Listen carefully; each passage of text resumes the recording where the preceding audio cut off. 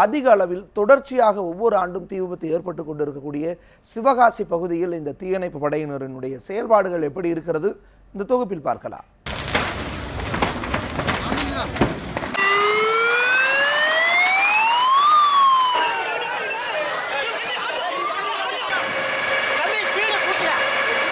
விருதுநகர் மாவட்டம் சிவகாசியில்தான் தமிழகத்திலேயே 90% பட்டாசு தொழிற்சாலைகள் உள்ளது. இது மட்டுமல்லாது தீப்பெட்டி தொழில் உற்பத்தியில் 60% இங்குதான் உற்பத்தியாகிறது. மாவட்டத்தில் ஒரு பகுதி முற்றிலும் மேற்கு தொடர்ச்சி மலைப்பகுதிகளில் விவசாயம் சார்ந்ததாக உள்ளது. ஏனைய பகுதிகள் அனைத்தும் பட்டாசு மற்றும் தீப்பெட்டி தொழில்களையே சார்ந்ததாகவே உள்ளது. பட்டாசு நகரமான சிவகாசியும் தீப்பெட்டி உற்பத்தி மையமாக சாத்தூர் மற்றும் அதனை சுற்றியுள்ள நூற்றுக்கணக்கான கிராமங்கள் மற்றும் அங்கு வாழும் பல லட்சம் மக்கள் இந்த தொழிலையே முழுமையாக நம்பி உள்ளனர். இங்குள்ள பட்டாசு தொழிற்சாலையின் எண்ணிக்கைக்கு ஏற்ப விபத்துகளின் எண்ணிக்கையும் மிகவும் அதிகம்.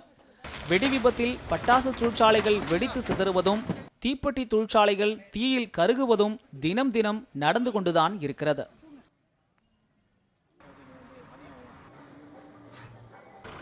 ஒவ்வொரு விபத்துகளும் உயிர் பலியோடு உடல் உறுப்புகள் தீயில் கருகி மிகவும் கோரமான முறையிலேயே நடக்கின்றன. ஒவ்வொரு நாளும் இந்த விபத்துகளில் சிக்குபவர்களை உயிரை கொடுத்து மீட்டு வருகின்றனர் தீயணைப்பு துறையினர்.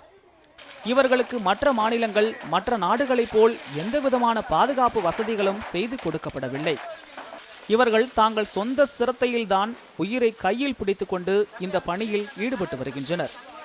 வெள்ளையர் காலத்து தொழில்நுட்பத்தை கொண்ட தீயணைப்பு கருவியைத்தான் இன்று வரை பயன்படுத்தி வருகின்றனர்.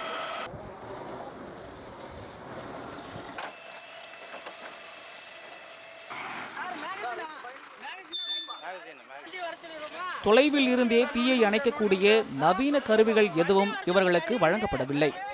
அவர்கள் ஒவ்வொரு விபத்திலும் அருகில் இருந்தபடியே தண்ணீரை பீச்சி அடித்து தீயணைக்கக்கூடிய நிலைதான் உள்ளது. அவ்வாறு அணைக்கும் போது எதிர்பாராத விதமாக தீ விபத்தில் சிக்கி தீயணைப்பு வீரர்கள் உயிரிழக்கும் நிலையும் உள்ளது. தீயணைப்பு துறை சார்ந்தவங்களுக்கு எண்ணிக்கை இல்லை. மாவட்டம் முழுவதும் எல்லாருக்கும் பயனானவங்க தீ பிடிச்ச பிறகு தகவல் சொல்லி மாவட்டம் முழுவதும் உள்ள தீயணைப்பு உள்ள வண்டிகள் போய் அங்கே போய் அந்த தீ அணைக்கக்கூடிய சூழ்நிலை இருக்கிறதுனால உயிர் பலி அதிகமாகுது, சேதாரம் கூடுது. அதனால் இதை மாற்றக்கூடிய வேலையாக அரசு மாவட்ட நிர்வாகம் தமிழக அரசு சிவகாசியினுடைய பட்டாசு கம்பெனியை மையப்படுத்தி அடிக்கடி வெடிவிபத்து நடக்கூடிய இந்த சூழலில் சிவகாசியிலே அதிகமான எண்ணிக்கை கொண்ட தீயணைப்பு வாகனங்களும் தீயணைப்பு கருவிகளும் அதுபோல தீயணைப்பு வீரர்களுடைய எண்ணிக்கையை அதிகமாக கூட்டி அந்த பகுதியில் நடக்கக்கூடிய வெடிவிபத்து சார்ந்த பிரச்சனைக்கு ஒரு தீர்வானுடைய ஒரு முகமாக தமிழக அரசு இந்த மாவட்டத்தில் சிவகாசியினுடைய பகுதியை தீயணைப்புத்துறைக்கு ஒரு தலைமை அலுவலகமாக நியமித்து அங்கு ஆட்களுடைய எண்ணிக்கையும் வண்டிகளுடைய வாகனங்களுடைய கருவிகளுடைய எண்ணிக்கையை கூட்டி தீ விபத்து மட்டுமின்றி பேரிடர் காலங்களில் ஏற்படும் மீட்பு பணிகளிலும் இவர்கள் ஆபத்தான நிலையிலேயே பணிபுரிய வேண்டிய நிலை உள்ளது.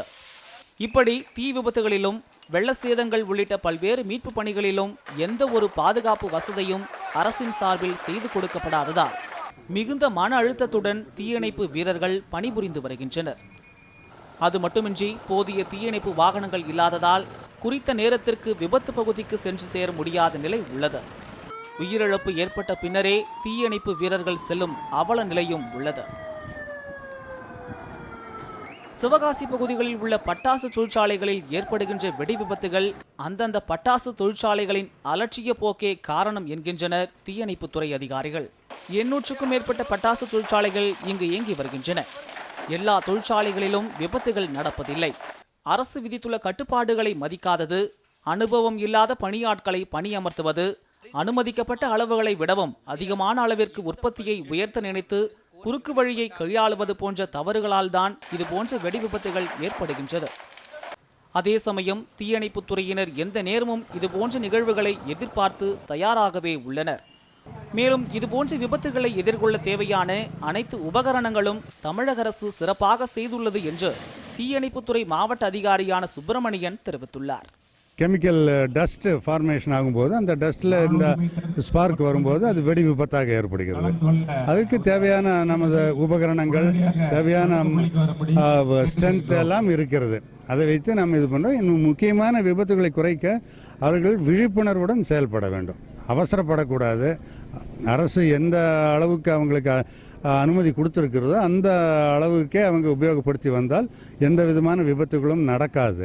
அதை சிறப்பாக ஒரு அனுபவம் உள்ள நபர்களை கொண்டு சிறப்பான முறையில் கையாண்டால் எந்த விபத்தும் நடக்காது. ஆனால் அனுபவமின்மை, அவசரம், திறமையற்ற பணியாளர்களை வைத்து தற்காலிகமாக ஏதோ அதிகமாக உற்பத்தி செய்ய வேண்டும் என்ற எண்ணத்தில் செய்யும்போது தான் இந்த மாதிரியான விபத்துகள் நடைபெறும். அதற்கு நம்ம கையாளக்கூடிய அனைத்து உபகரணங்களும் தீயணைப்புத் துறையிலே அரசின் மூலமாக வழங்கப்பட்டுள்ளது. எல்லாம் தயார் நிலையில் உள்ளது. தீயணைப்பு படையினரின் அதிகமான தேவை உள்ள விருதுநகர் மாவட்டத்தில் தேவையான அனைத்து விதமான உயர்தர கருவிகளும் ஏற்படுத்தி கொடுத்து பாதுகாப்பு கவசங்கள் வழங்க வேண்டும் என அரசுக்கு கோரிக்கை வைக்கின்றனர். ஜெயலானி, நியூஸ் 7 தமிழ், சிவகாசி.